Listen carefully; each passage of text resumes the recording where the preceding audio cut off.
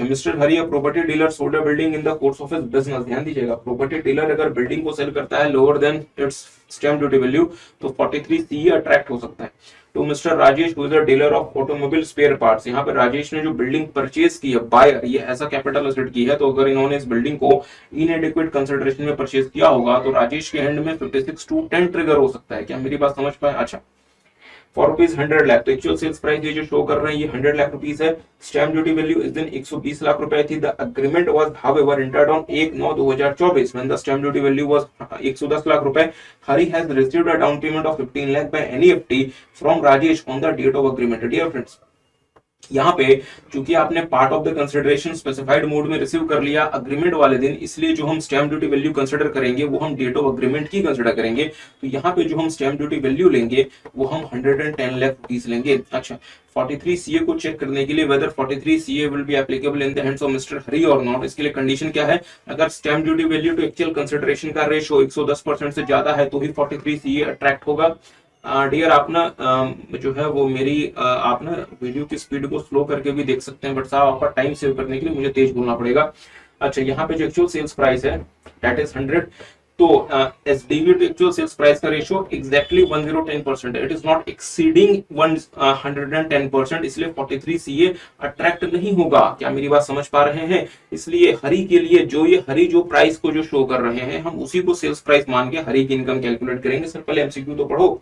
अच्छा, what is the amount of income chargeable in the heads of Hari in respect of transaction of sale of building? तो साहब हरी के लिए sale price हम 100 lakh rupees ही मानेंगे, क्योंकि एसडीवी टू एक्चुअल प्राइस का रेशियो 110% से ज्यादा नहीं है। इसलिए जो ये प्राइस डिक्लेयर कर रहे हैं हम उसी प्राइस को इनका सेल प्राइस मान के यहाँ पे इनकी इनकम निकालेंगे। तो सेल प्राइस कितना माना जाएगा? 100। बिल्डिंग इन्होंने परचेज की थी, अगर आप ध्यान दोगे तो building has been purchase for 50 lakh rupees. अच्छा, तो 50 लाख रुपए, तो हरी के लिए जो पीजीबीपी इनकम है वो 50 लाख रुपए, तो 50 लाख रुपए टैक्सेबल एज बिजनेस इनकम। अच्छा, आगे आते हैं, if any amount is taxable in the hands of Rajesh. Dear friends, Rajesh ने 110 लाख रुपए स्टैम्प ड्यूटी वैल्यू की प्रॉपर्टी 100 लाख में खरीदी, मतलब means for inadequate consideration 56(2)(10) Rajesh के हैंड में कब अट्रैक्ट होगा? यदि इनएडिक्वेट कंसिडरेशन का जो अमाउंट है वो दो लिमिट के हायर से ज्यादा हो। दो लिमिट क्या? 50,000 रुपए या 10% of the purchase price. Purchase price Rajesh के लिए क्या है? 100 लाख रुपीस, उसका 10% 10 लाख, और यहाँ पे इनएडिक्वेट कंसिडरेशन भी कितना है? 10 लाख। क्या ये 10 लाख रुपए 10 लाख से ज्यादा है? नहीं sir. Means 10 lakh rupees means the amount of inadequate consideration is not exceeding rupees 10 lakh, hence 56(2)(10) will not attracted in the hands of Rajesh. Are you guys getting? ठीक बात है साहब। अच्छा, तो यहाँ पे राजेश के हैंड में कुछ भी टैक्सेबल नहीं होगा। No amount would be taxable in the hands of Rajesh. अच्छा, what is the amount of income chargeable in the hands of mister Ravi और वेलिश? अच्छा, तो अगला जो साहब एमसीक्यू जो केस सिनेरियो का पार्ट है वो रवि और वेलिश के बारे में बात करता है। रवि यहाँ पे साहब एक रिटेल ट्रेडर है, ध्यान दीजिएगा, जिन्होंने 50 लाख रुपए में कोई बिल्डिंग सेल की जिसकी स्टैम्प ड्यूटी वैल्यू 70 लाख रुपए थी। अग्रीमेंट जो हुआ था वो 1/8 को हुआ था जब स्टैम्प ड्यूटी वैल्यू 55 लाख रुपए थी। बट रवि ने साहब जो डाउन पेमेंट रिसीव किया वो क्रॉस चेक से रिसीव किया। क्या क्रॉस चेक स्पेसिफाइड मोड है? नहीं। इसलिए हम जब रवि और वेलिश के ट्रांजेक्शन को देखेंगे तो जो हम स्टैम्प ड्यूटी वैल्यू कंपैरिजन के लिए लेंगे वो हम डेट ऑफ ट्रांसफर का लेंगे, ना कि डेट ऑफ अग्रीमेंट का लेंगे। तो हम स्टैम्प ड्यूटी वैल्यू साहब 1/2/2025 का लेंगे। तो स्टैम्प ड्यूटी वैल्यू 70 लाख रुपए और actual sales consideration 50 lakh. Stamp duty value to actual sales consideration का रेशियो कितना है? 70 डिवाइडेड बाय 50 बोले तो 140%, विच इज एक्सीडिंग 110%। इसलिए रवि के केस में 50C अट्रैक्ट हो जाएगा, क्योंकि Ravi is a retail trader. Retail trader के लिए जो बिल्डिंग होती है वो कैपिटल एसेट होती है, तो 50C रवि के लिए अट्रैक्ट हो जाएगा। और 50C अट्रैक्ट होने की वजह से जो सेल प्राइस जो फुल वैल्यू ऑफ कंसिडरेशन होगा वो 70 लाख रुपए होगा। अच्छा, आगे पढ़ते हैं। अच्छा, ये बातें होगी। Ravi has purchase a building for 32 lakh on 17/8/2023। इसका मतलब 24 महीने से ज्यादा नहीं हुई, मतलब शॉर्ट टर्म। तो full value of consideration 70 lakh रुपए, cost of acquisition 32 lakh rupees, 38 lakh rupees Ravi के लिए शॉर्ट टर्म कैपिटल हो जाएगा। आई होप आपको बात समझ आई। तो 38 लाख विल बी टैक्सेबल। अच्छा, क्या वेलिश के लिए कुछ भी अमाउंट टैक्स होगा? वेलिश कौन है?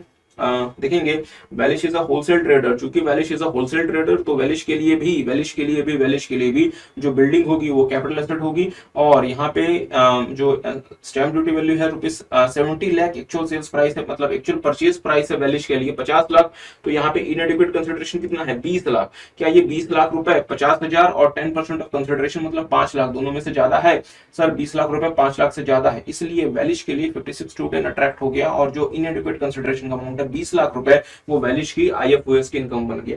आई होप आपको बात समझ में। अच्छा, क्या यहाँ पे टीडीएस वगैरह का इशू बनेगा? डियर फ्रेंड्स, अगर इमूवेबल प्रॉपर्टी को सेल या परचेज कर रहे हैं तो फिर साहब टीडीएस का इम्प्लीकेशन बनता है under section 194 I A at the rate of 1% of the amount of stamp duty value और एक्चुअल सेल्स प्राइस या actual purchase price, basically whichever is higher. TDS तभी नहीं करना जब स्टैम्प ड्यूटी वैल्यू और परचेज प्राइस दोनों ही 50 लाख से कम हो।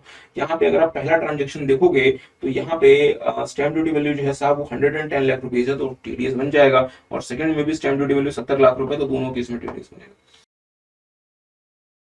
Mr. Manoj, aged 65 years, 45 years, is a resident Indian who has the following life insurance policies, some of which are ULIPs. The details of the policies are given here. चले चाहते क्या हो साहब?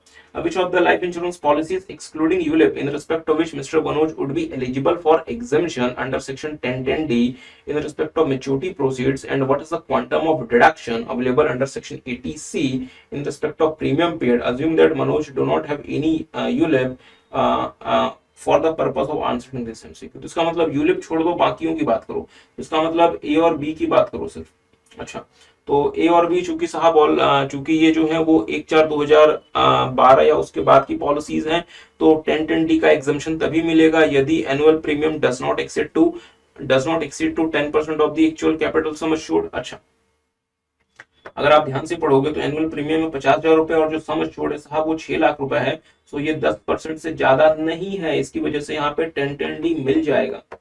ठीक बात है। और चूंकि आप 60,000 तक तो पूरा 50,000 आप एटीसी क्लेम कर सकते हो। बी में 40,000 का एनुअल प्रीमियम है और सम एश्योर्ड है 3.5 लाख रुपए, इसका मतलब annual premium to sum assured का रेशो कितना है 11.40%, which is exceeding 10%. Hence B is not eligible for section 1010D exemption. इसकी वजह से B पे 1010D नहीं मिलेगा, बट क्या B पे ATC मिल जाएगा पर मैक्सिमम 10%। तो 3.5 लाख रुपए का 10% बोले तो 35,000 प्लस 50,000 बोले तो 85,000 रुपए।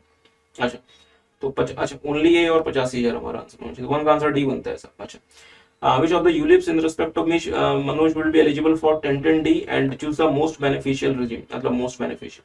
तो यूलिप साहब 4 हैं, चारों ही यूलिप जो है, अच्छा ध्यान दीजिएगा, ULIP C, D, E, F, तो मतलब यूलिप में मतलब basic condition actual annual premium should not exceed 10% of actual capital sum assured, तो ये जो है साहब ये 10% ही है, तो ये कंडीशन फुलफिल हो गई, ये कंडीशन फुलफिल हो गई, ये कंडीशन भी फुलफिल हो गई और ये कंडीशन भी फुलफिल हो गई।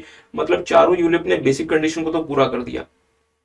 एडिशनल कंडीशन किन यूलिप्स पे लगेगा? जो यूलिप 1/2/2021 या इसके बाद इशू होते हैं, इसका मतलब एडिशनल कंडीशन हमारा, अच्छा यूलिप डी पे नहीं लगेगा क्योंकि 1/1/2021 का यूलिप है, इस पे हमें 1010D मिल जाएगा बिना किसी परेशानी के। Are you guys getting? अच्छा, बाकी 3 यूलिप सी, ई और एफ, इनमें एडिशनल कंडीशन लग जाएगा। हमें देखना पड़ेगा कि इंडिविजुअल यूलिप का एनुअल प्रीमियम 2.5 लाख से ज्यादा ना हो, क्योंकि यहाँ पे 1 लाख है, 140 है, 2.5 लाख ही है, तो इसका मतलब ये तीनों एलिजिबल हैं। अगला कंडीशन एग्रीगेट, अगर एक से ज्यादा यूलिप 1/2/2021 या इसके बाद इशू होते हैं तो आप 1010D सिर्फ उन यूलिप्स का क्लेम कर सकते हैं जिसका एग्रीगेट एनुअल प्रीमियम 2.5 लाख तक हो। तो यहाँ पे या तो आप यूलिप एफ क्लेम कर लो क्योंकि ये अकेले ही 2.5 लाख का है, या आप यूलिप सी और यूलिप ई क्लेम कर लो। तो हमारे लिए ऑप्शन क्या है? डी तो हमें मिल ही जाएगा। डी के साथ हम क्या ले सकते हैं? एफ या फिर सी एंड ई, या फिर सी एंड ई। तो हमें किसमें ज्यादा बेनिफिट है? हम 9 साल तक यहाँ प्रीमियम पे कर रहे हैं, 9 लाख रुपए मैंने प्रीमियम पे किया, 11 लाख रुपए मिलेंगे, तो यहाँ पे मुझे 2 लाख का बेनिफिट है सी में। अच्छा, ई की बात करें तो मैं प्रीमियम पे कर रहा हूँ 9 साल तक, कितना 140, तो 140 इंटू 9 बोले तो 1260, मुझे मिलेगा कितना? 17 लाख रुपए। तो 17 लाख रुपए मुझे मिलेगा। तो सी के लिए मेरा बेनिफिट कितना है? 4,40,000 rupees.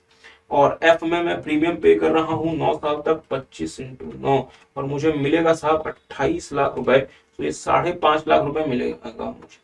So it is better कि मैं सी और ई की तरफ जाऊं। तो सी और ई मुझे ज्यादा बेनिफिट देगा, डी तो खैर ऐसे भी मेरे लिए एग्जाम था, तो मेरे लिए करेक्ट ऑप्शन क्या होना चाहिए, सी, ई और डी। अच्छा, आगे आते हैं, considering the option chosen in MCQ 2 above what would the cap gain taxable. तो साहब ध्यान दीजिएगा, तो कौन सा यूलिप मेरा टैक्सेबल है, एफ। तो एफ मेरा टैक्सेबल है, एफ मेरा किसमें, सेक्शन 45 1 बी में। तो इसका कैप गेन कितना निकलेगा, कितना पैसा मुझे मैच्योरिटी प्रोसीड्स में मिलता है, 28 लाख रुपए, और कितना मैंने अभी तक इसमें प्रीमियम पे किया है सर, 2.5 लाख का करके 9 साल पे किया है आपने। तो प्रीमियम आपने पे किया 22,500 माइनस 28 लाख रुपए, तो आपका जो टैक्सेबल जो कैप गेन आपका बन गया वो 5.5 लाख का बन गया। अच्छा,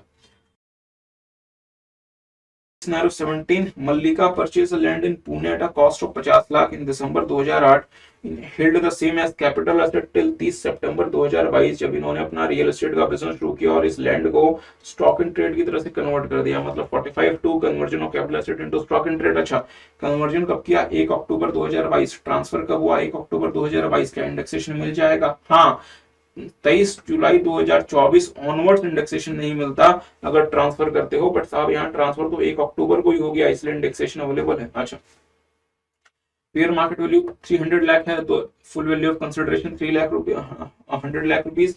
20 अपार्टमेंट बनाया आपने, जिसको आपने दिसंबर 24 को बना के कंप्लीट कर लिया, कॉस्ट है 15 लाख रुपए। 14 अपार्टमेंट आपने सेल किया 40 लाख रुपीज का प्रीवियस ईयर 24-25 में, तो इसका मतलब प्रोपोर्शनेट हम आपका 24-25 में 14 अपार्टमेंट का टैक्स निकाल देंगे। 6 अपार्टमेंट बचे हुए हैं जो कि आपने अप्रैल में सेल किया, तो 6 अपार्टमेंट के लिए टैक्स आपका अप्रैल 2025 बोले तो असेसमेंट ईयर 25-26 में, मतलब असेसमेंट ईयर 26-27 में कैलकुलेट होगा, प्रीवियस ईयर 25-26। अच्छा, इनके पास एक पेंथहाउस नागपुर में कंस्ट्रक्शन हुआ था मार्च 24 में स्टॉक इन ट्रेड की तरह से, बट इन्होंने इसको लेट आउट कर दिया, कर सकते हो उसका हाउस प्रॉपर्टी में टैक्स हो जाएगा। अच्छा, शी इन्वेस्टेड 20 लाख रुपए in the bonds of NHAI. अच्छा, चाहते क्या हो, what is the amount of cap gain chargeable to tax in the hands of Mallika for the assessment year 25-26। ध्यान दीजिएगा, सबसे पहले कैप गेन की बात कर लें, तो कैप गेन यहाँ पे आपका कैलकुलेट होगा प्रीवियस ईयर 24-25 में।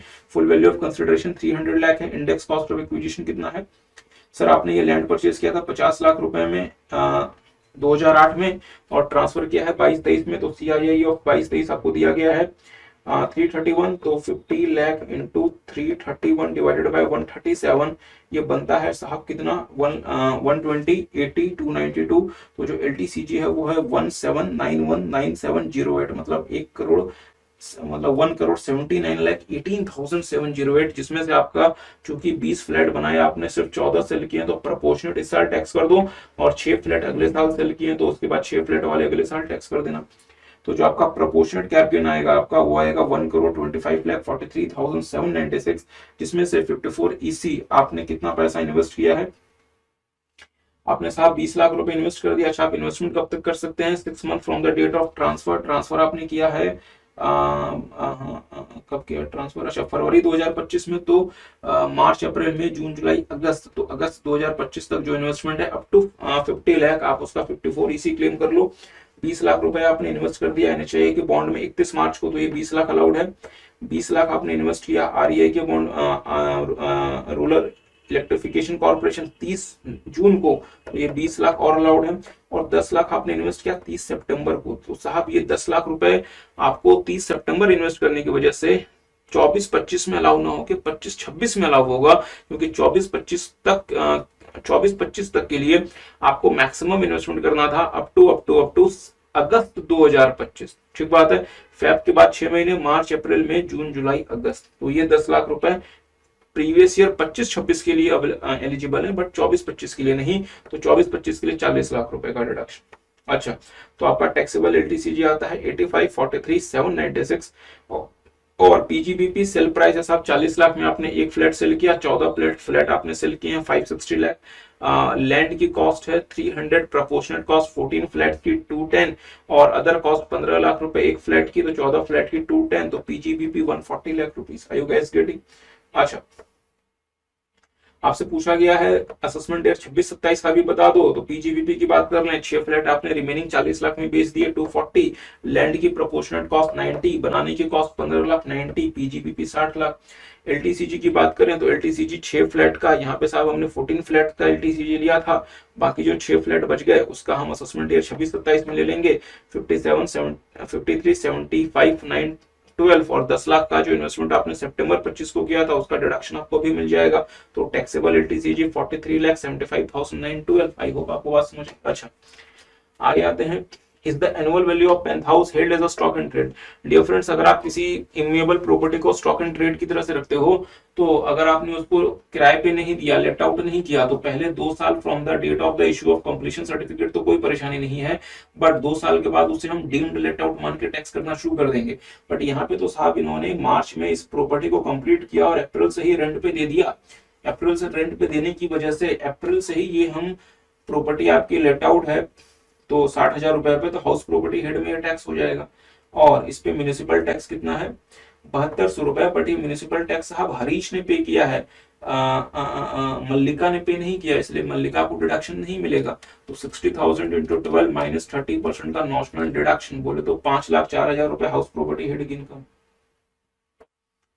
अच्छा, क्या कोई टीडीएस बनेगा? साहब टीडीएस जो है वो 194 IB में बन जाएगा यदि आप 50,000 रुपए से ज्यादा का रेंट पे कर रहे हो। यहाँ तो आप 60,000 का रेंट पे कर रहे हो और आपने चूंकि पूरे साल प्रॉपर्टी रखी हुई है, तो मार्च 25 में means last date of the previous year आपको टीडीएस करना है एट द रेट ऑफ 2%, 5% तक अप टू 30 सितंबर, और 1 अक्टूबर 2024 ऑनवर्ड्स 2%। तो रेंट आपने पूरे साल का पे किया 60,000 इंटू 12 इंटू 2%, बोले तो 14,400। अच्छा, हमारा करेक्ट ऑप्शन C1।